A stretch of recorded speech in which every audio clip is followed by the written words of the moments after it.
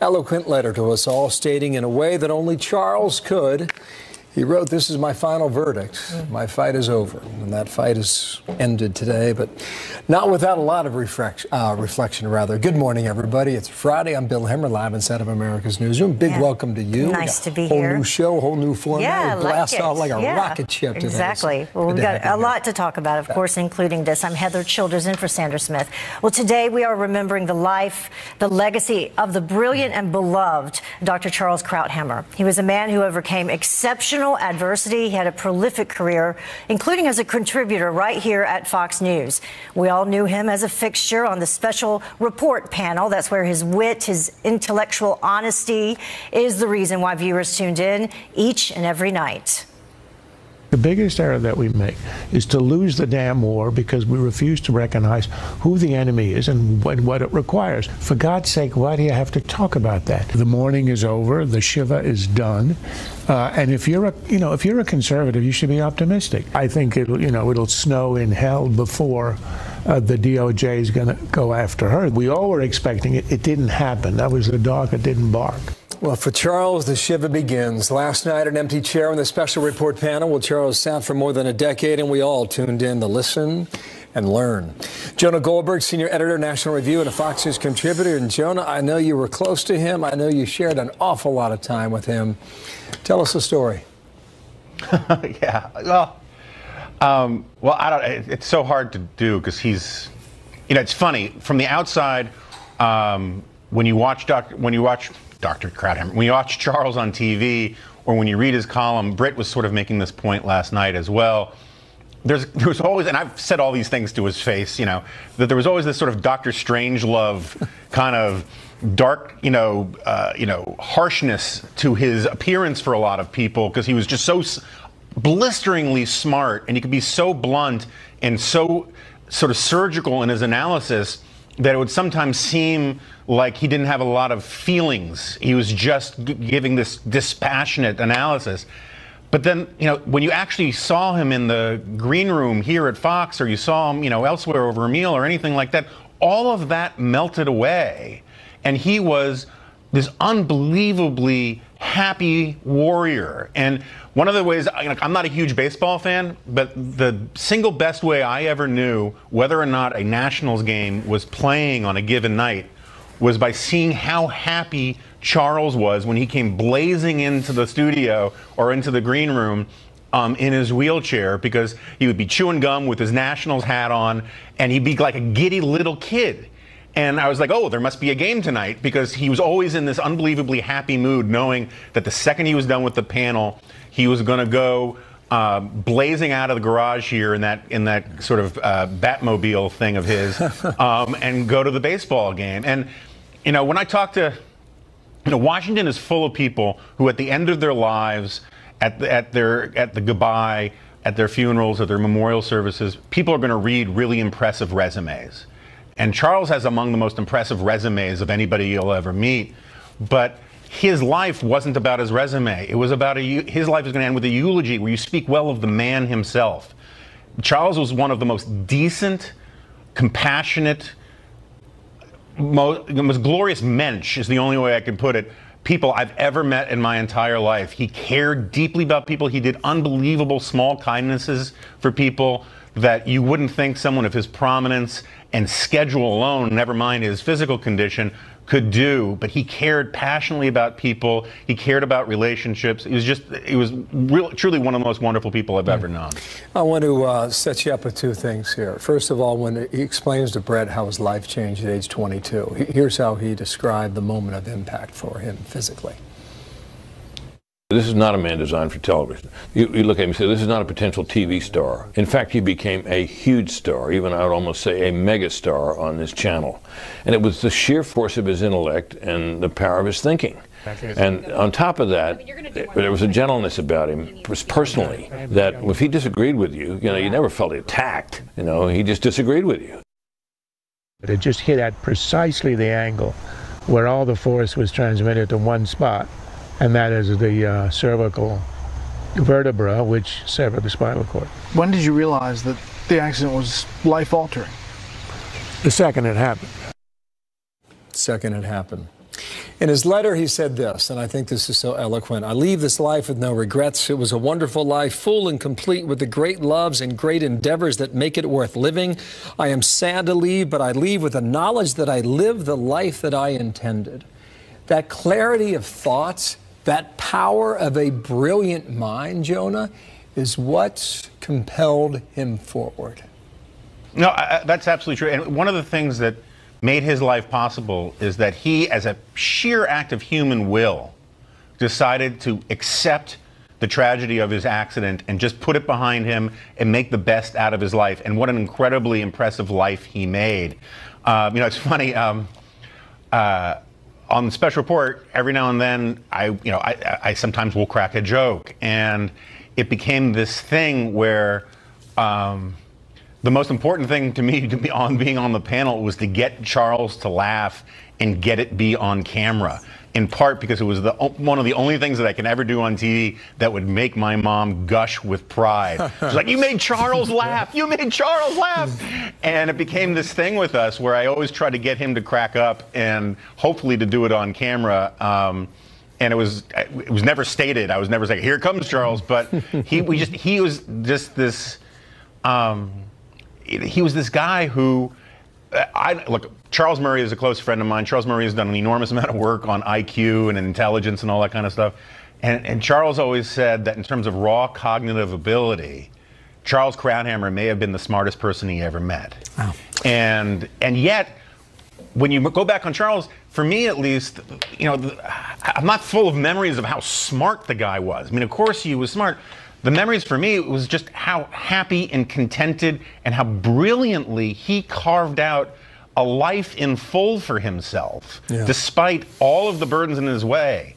And for that, I'm just grateful to have known him in my life. And I gotta say one thing though, I really hope a lot of my friends and colleagues on the right who are now in this sort of say anything conceivably possible, no matter how nasty and vicious it is, so long as it makes liberals angry, seems to be one of the motivating passions on the right among a lot of my friends these days, and it's destroying conservatism.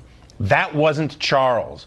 And all the people who are celebrating his life and his contribution, maybe they should take a few seconds and think about how he modeled a different way. He never gave an inch when he was on principle. He never gave an inch when he thought he was right, but he wasn't vicious and cruel. He didn't mock children with Down syndrome who were in a cage. He didn't do anything like that we see so much of on the right these days, because he was a decent man who took the higher road, even though he was in a wheelchair.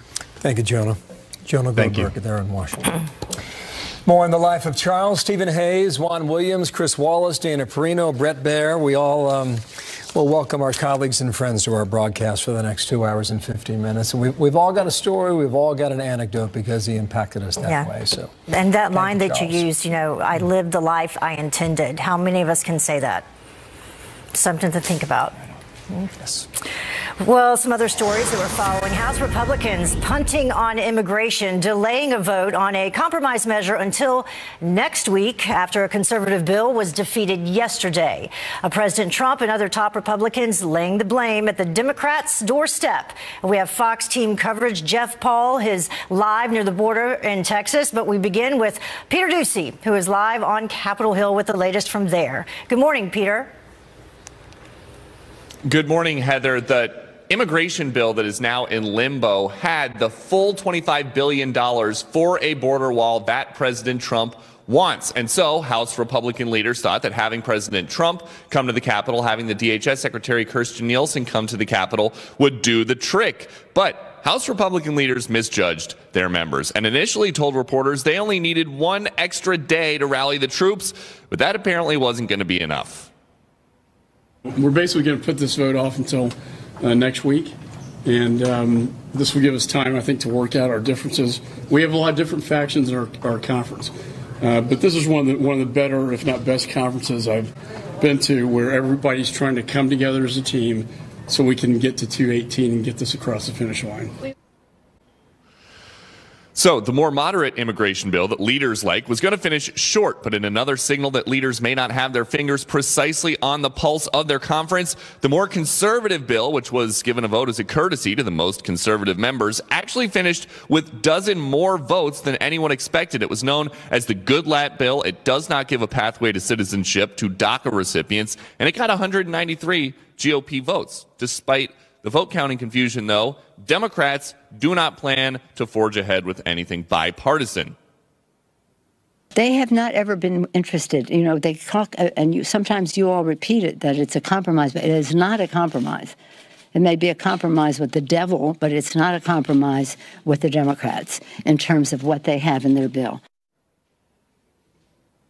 President Trump says maybe they should wait until they elect more members of the House and Senate on the Republican side. All right. We're going to talk much more about that coming up. Thank you. Meanwhile, on the border, when again, a new reports that hundreds of migrant children have been reunited with their families since May. Jeff Paul has the latest from there. Hey, Jeff, good morning.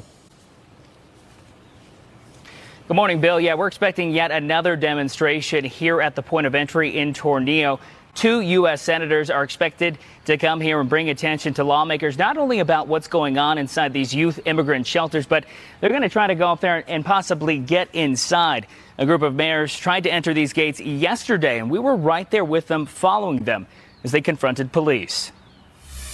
Well, this is as close as the federal government has allowed us to get to these so-called tent cities that have been set up to house those immigrant kids. And as you take a look over here, you see a big group of reporters as well as many mayors that have come here basically to the border to try to get in and see what's going on beyond this fence. You can see some of the Homeland Security officers are out here sort of watching guard. But again, we have not been allowed to get into those tents to see with our own eyes what exactly is happening in there. Now we're learning that on Monday we might get a chance to go inside that tent facility and see what it is like, but there will be no cameras allowed. Bill? Thank you, Jeff. Jeff Paul back on the border today. Heather, what's next? Well, in the meantime, First Lady making a surprise visit to a children's shelter in Texas, but not without some commentary about her wardrobe choice. Texas Lieutenant Governor Dan Patrick joins us live. Also, President Trump has a message on immigration, what he is saying about that already today. Check it out. We have to have a very tough policy. Otherwise, you have millions and millions of people pouring into our country. We can't have that. We have no choice. We have to have a very strong border. If we don't, you'll have millions and millions of people. It'll look what's happening today look like child's play.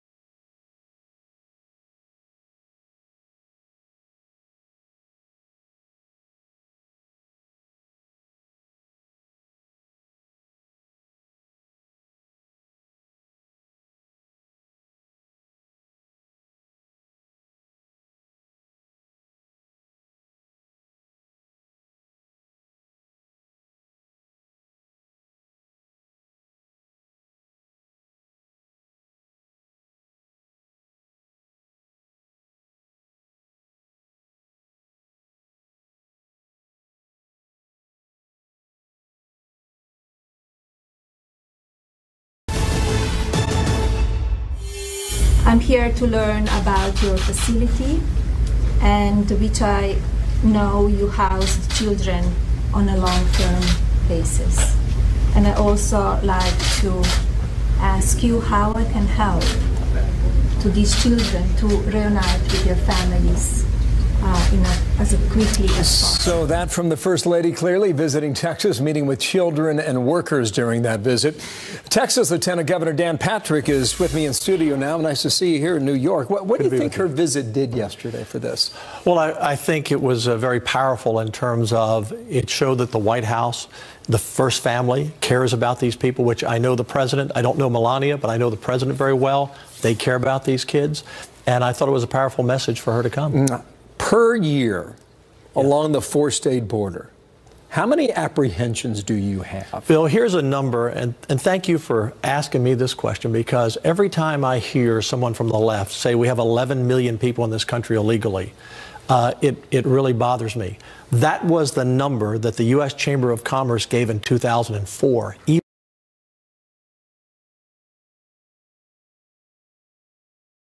Even the Pew Hispanic Research Center in 2009 said it was 11 million.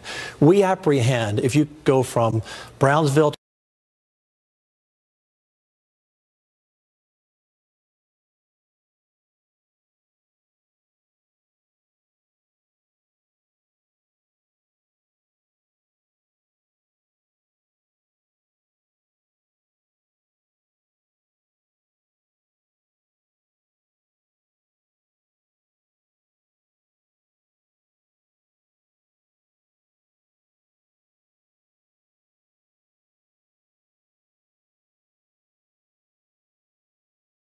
the left wants. And by the way, of these, you can't accept that these are the real parents.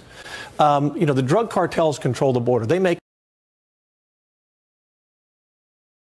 as much money or a lot of money on smuggling people as much as they do drugs. And so they'll send these families in. They'll extort a lot of money from them. They'll send these families in to take up a lot of border patrol.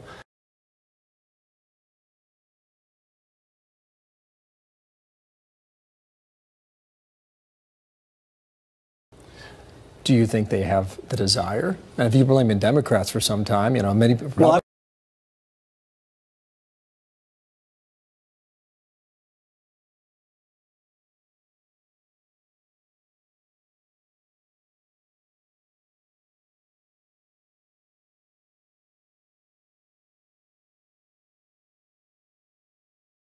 your first responsibility is to your district or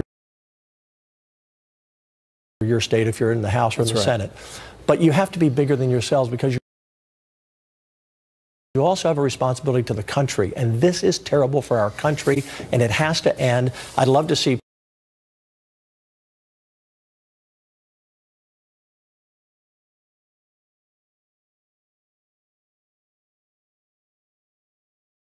Paul Ryan call Mitch McConnell and say, Mitch, if you guarantee you'll end the filibuster rule, I guarantee we'll get the bill out. Let the Republicans pass it, and we can put an end to it. We'll see if you're right.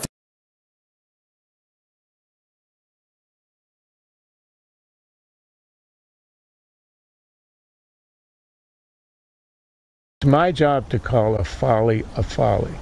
You're betraying your whole life if you don't say what you think, and you don't say it honestly and bluntly.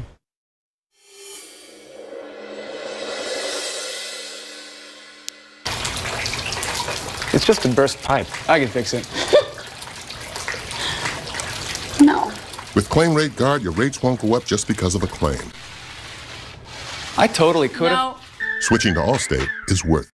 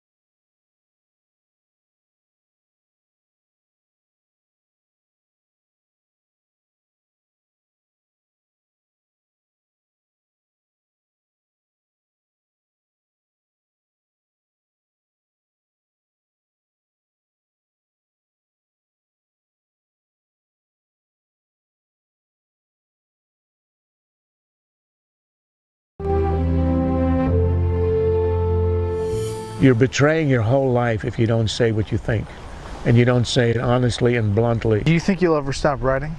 No, I intend to die at my desk. Really? I would like to. I'm not sure I can arrange it. Well, people from all over the nation remembering an intellectual giant, longtime Fox News contributor Charles Krauthammer, including many of our nation's leaders, and former President George W. Bush, saying this: for decades, Charles's words have strengthened our democracy. His work was far-reaching and influential, and while his voice will be deeply missed, his ideas and values will always be a part of our country. Steve Hayes is the editor-in-chief of the Weekly Standard and a Fox News contributor. Steve, thank you very much for joining us. A difficult day for so many. Can you share with us one of your favorite stories involving Charles? Sure. Good morning, Heather. Yeah, I mean, Charles was such a delight to be on the panel with, and back, in the early days of my time on Special Report, we would do the panel 3 times a week together, and we would talk together for a half hour, 45 minutes before the panel started, and then we'd continue on the panel. And Charles and I had some differences during the 2012 Republican primary. He was, I think, a little bit more favorably disposed to Mitt Romney. I was more of a Tea Party-friendly conservative and liked the arguments that Newt Gingrich was making.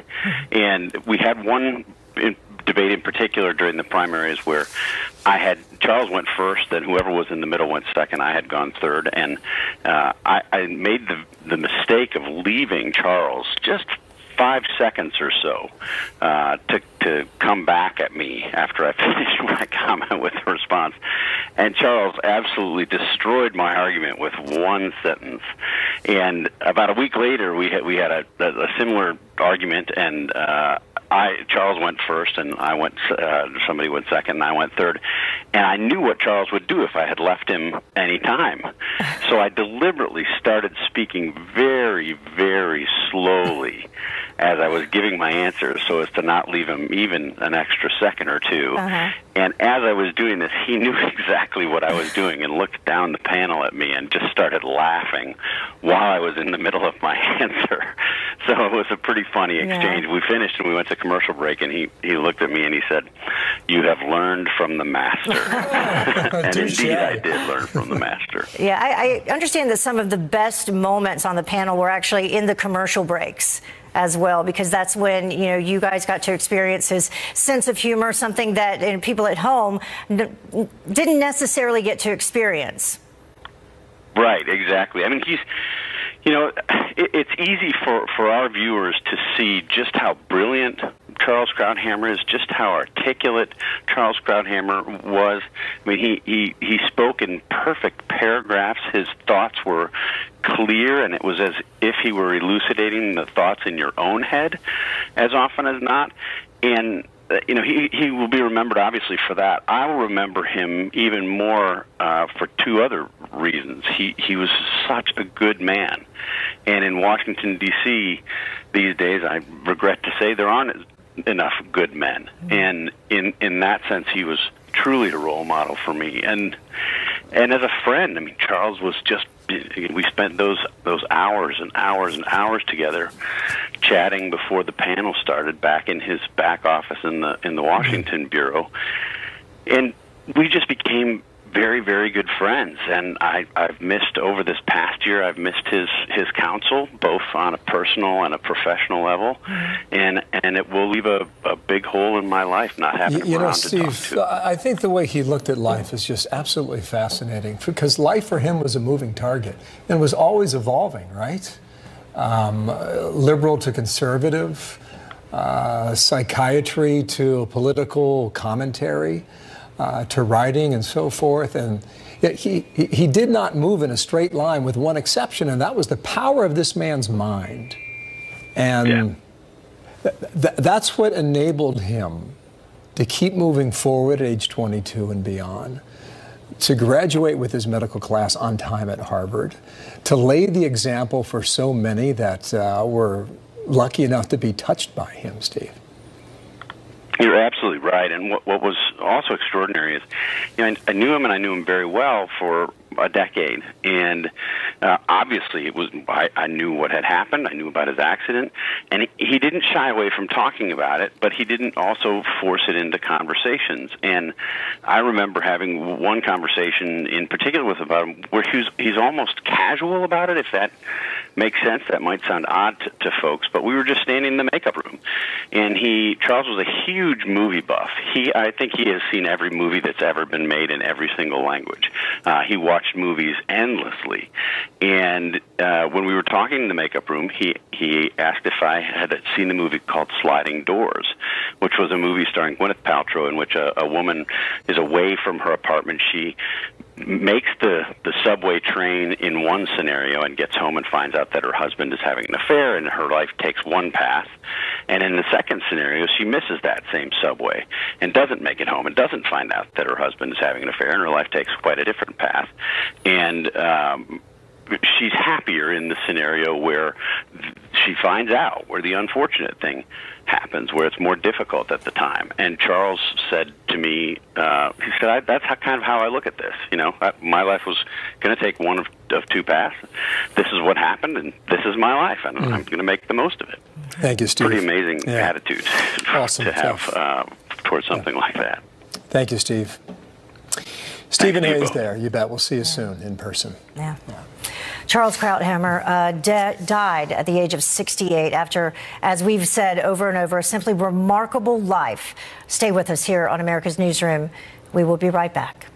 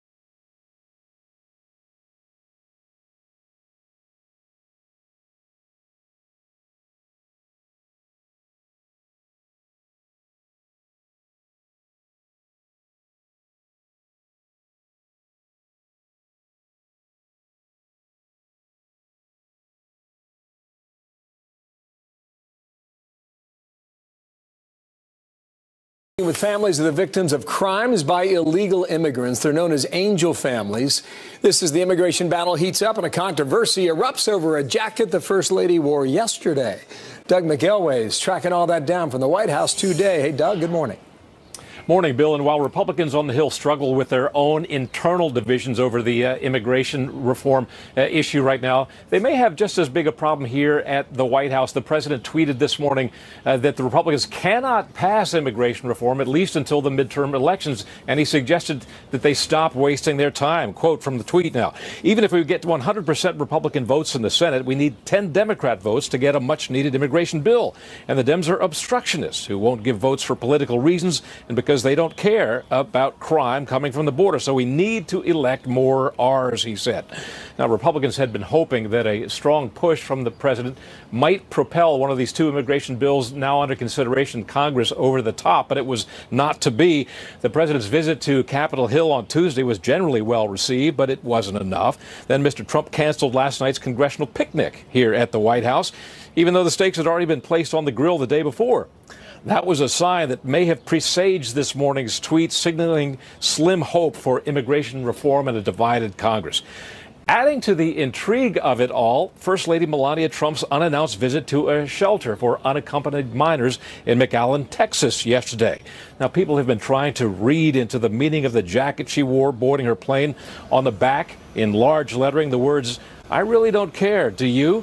Well, the president tweeted late yesterday that it, quote, refers to the fake news media. Melania has learned how dishonest they are, and she truly no longer cares. But the First Lady's spokesperson had a slightly different take on the meaning. As Stephanie Grisham said, quote, that it's a jacket. There was no hidden message in it at all. Congressional paralysis notwithstanding, Mr. Trump's executive order still stands in place. It requires parents be detained with their children. It also mandates the construction of new facilities and the prioritization of adjudicating their cases as quickly as possible. Bill, back to you. Thank you, Doug. Doug McElway from the North Lawn. Heather. Well, for more on this, let's bring in former Arkansas governor and Fox News contributor Mike Huckabee, also the host of Huckabee on the Trinity Broadcasting Network here. And he will have an exclusive interview with President Trump on Saturday night. So certainly look forward to that. Immigration, obviously something that he will talk about as well. I want to bring up, first of all, this magazine cover from Time magazine, if people have seen it. You have this young girl, 2 years old, and then you have President Trump looking down at her. The problem is Time magazine is trying to talk about all of these children separated from their families, and it turns out this child, the Daily Mail was able to talk to her father in Honduras. She was never separated from her mother, but yet you have this on Time magazine. I think it's clear to say, Heather, our entire system is broken. Government is broken. They can't pass an immigration bill because they want to fight over the minor details rather than take care of the big issue. The news media is completely broken. They're missing big stories, and then they're making up stuff. And this is a great example of what the president calls fake news. You take a 2-year-old girl, you superimpose a picture that never happened. Donald Trump never looked down on this little girl. Turns out she was never separated from her family at all. This is why America, I think, is just disgusted and fed up with the manner in which our country is headed. Yeah, it does seem dishonest. And then in terms of where the country's headed, we keep talking about, well, you need to work with us. No, you need to work with us. Here's what Chuck Schumer had to say. And he said that President Trump is the one that bears responsibility. Listen. So Congress getting it done, it's not going to solve the problem, unfortunately, because immigration is such a contentious and divisive issue. The president has to do it himself. And let us hope he does. Well, they wanted these families to not be separated. He did that, but then that wasn't good enough. So what is it that they really want? They just want to make sure Donald Trump doesn't solve any problems. Let's remind ourselves that the Democrats owned the whole thing a few years ago. They had the White House. They had both houses of Congress. They could have fixed immigration. They didn't even try. They didn't even try. And then even when we had a divided Congress, they never put a bill out there and said, let's fix it, let's do this. They didn't really care. This is a political stunt for them. It is not about kids. It's about power. And that's one of the things that I find so disgusting is that in the name of caring about children, What they really care about is their own political fortunes, their own political positions, and I find that really disgusting. I find it interesting that several of these same political leaders were there during President Obama when this same type of thing was happening, but now they're acting like this is the first time it's happened. Many of the pictures that we've seen, Heather, are actually pictures from 2014 where children were wrapped in foil. Foil blankets, the temporary blankets that you see, and they were put in what could be called cages. And those pictures were not recent. They were not the ones during Donald Trump's administration. They were 4-year-old pictures when Obama was president. And I don't remember Chuck Schumer or any of the other Democrats, and I don't remember some of the anchors from the other networks now who have invoked ridiculous terms like Nazi and Japanese internment camps. I don't remember a word from these folks during that period of time. And you know why? Because they never said anything about it. And that's why it proves that this is a phony outrage, but it is a dangerous outrage because it further divides the country and makes it more difficult to actually solve a problem that we all would like to see solved. Absolutely. And I'm glad that you said that, because obviously no one likes these pictures of these children in those conditions. No one likes for them to have to be separated from their families. Some would say, well, they shouldn't come here in the first place, or we should send them together back across the border. But the main thing is they don't need to just hear our leaders blame each other. They need some sort of action on it. And hopefully that will happen. Well, Heather, one of the, again, facts that is getting overlooked, of the 12,000 children separated from their parents, 10,000 of them were separated when the parents sent the kids unaccompanied to the border. The separation didn't happen at the border. It didn't happen at the hands of ICE agents. It happened at the hands of their own parents, who shipped them off to the border unaccompanied by their mothers or fathers. And I'm not hearing that very much. And so it's really, again, disproportionate to the truth, and that's unfortunate for all of us and makes it more difficult to solve the problem. Yeah, we just heard Lieutenant Dan Patrick saying about 70% actually come here without their parents. Thank you so much for joining us. We really appreciate it. Thanks, Heather. Got another story watching today. Justice Department running out of time. Speaker Ryan may set his sights on Rod Rosenstein if he does not comply. Alan Dershowitz is in studio live. Next, coming up here. Also, the world watching for signs that North Korea will dismantle its nuclear arsenal. A live report on the progress so far. This could have been a catastrophe of 30, 40, 50 million people.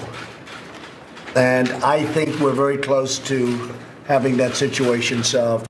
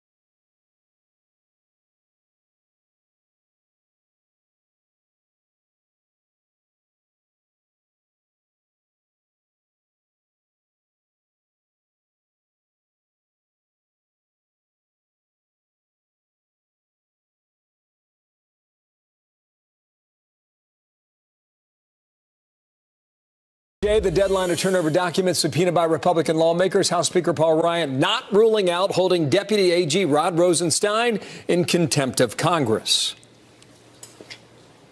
I expect them to comply with all of our very legitimate document requests because this is legitimate congressional oversight of the executive branch. I'm concerned that they've been dragging their feet over the Justice Department to giving Congress. They could have spared the country a whole bunch of drama if they would have complied with the document requests months ago when they were made in the first place. Alan Dershowitz wrote the book, the forthcoming book, The Case Against Impeaching Trump, and he is with me now.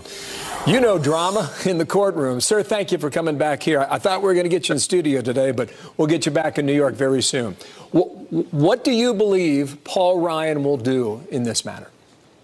Well, look, there's never been a more important time for our system of checks and balances to operate, whether it be regarding the president's immigration policies or the Mueller investigation or the Clinton investigation. We need effective checks and balances, and effective checks and balances requires that the executive branch, the Justice Department, comply with legitimate subpoenas by Congress. And if it's necessary to issue a contempt order, it will be done. It's very rare for the legislature to hold a member of the executive, a high-ranking member of the executive, in contempt.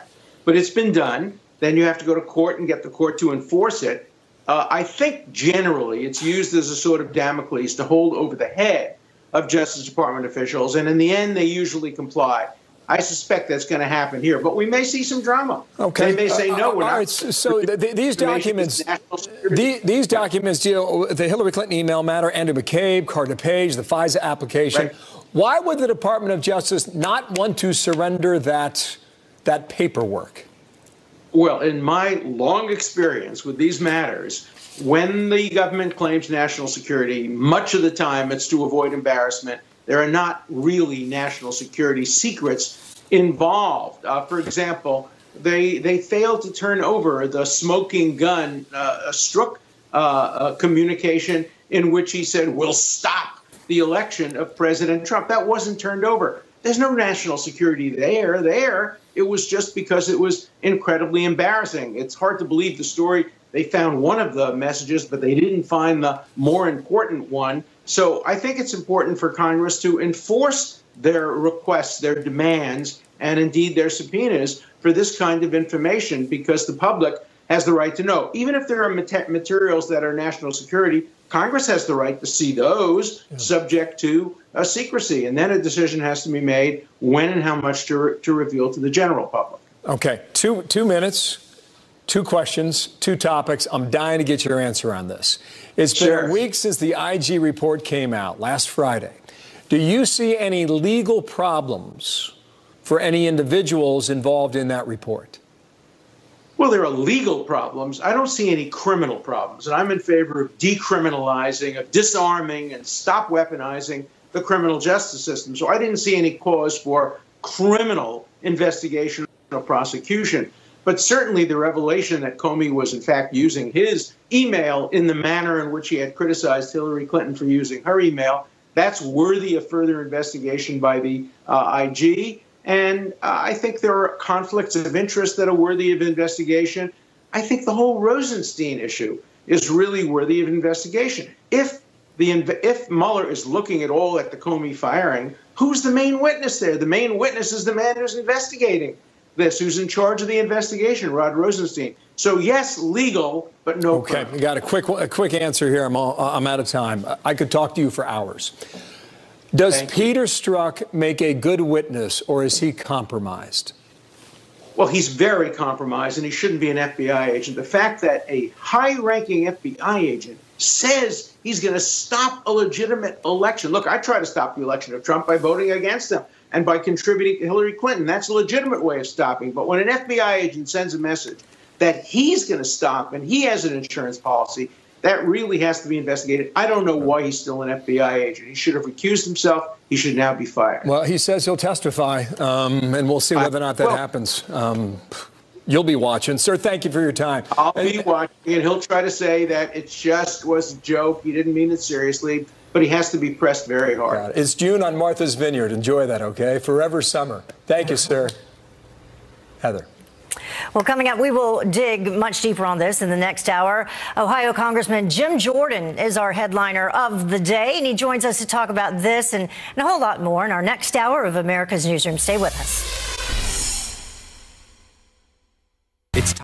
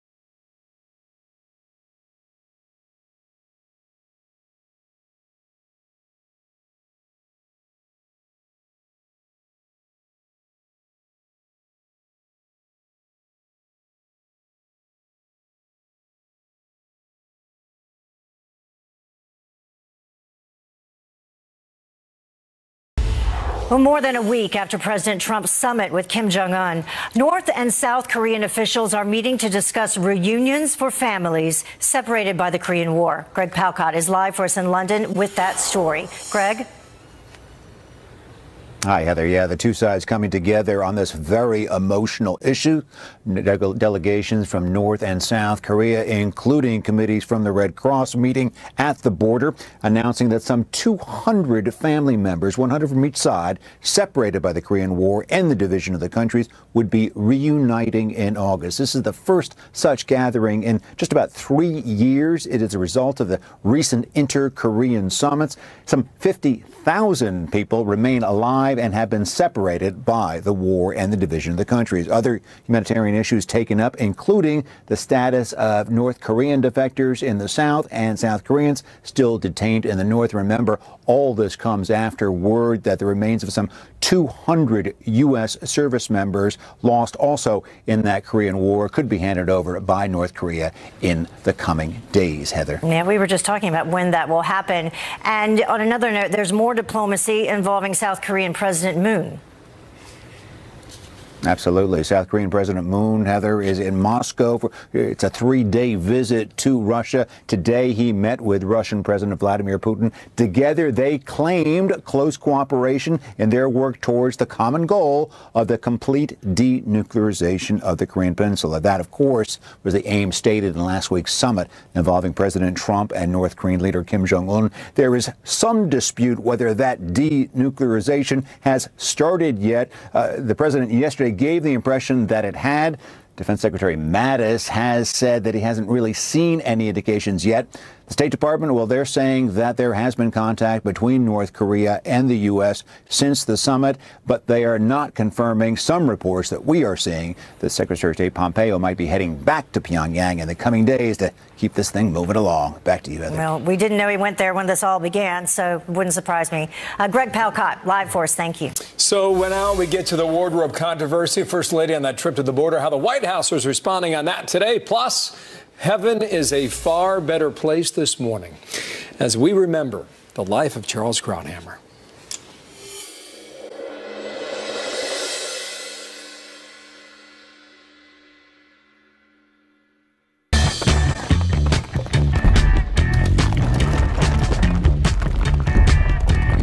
Keep your most valuable insights hidden from your competitors. The IBM Cloud, the cloud for smarter business. For every home project, HomeAdvisor finds trusted local pros. For every pro, you can read customer reviews. And for everybody's busy schedule, you can book appointments online. For every project, you have